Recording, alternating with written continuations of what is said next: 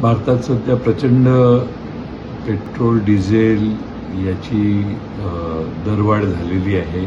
सामान्य माणूस होरपळला जातोय आणि अशा परिस्थितीत केंद्र सरकारने आणि राज्य सरकारने हे स्वस्तात पेट्रोल, डिझेल लोकांना मिळेल याच्यावर भर देणं आवश्यक आहे.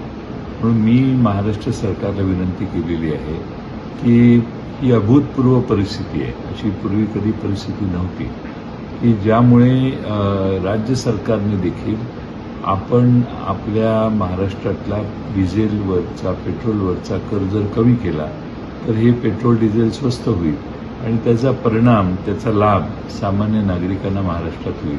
आणि म्हणून राज्य सरकारने कर कमी करणे किंवा कर शून्यावर आणणे पेट्रोल, डिझेलचा काही काळ हा ऑप्शन ताबडतोब एक्सरसाइज केला पाहिजे, अंमलात आणला पाहिजे, अशी मी राज्य सरकारला विनंती केली होती.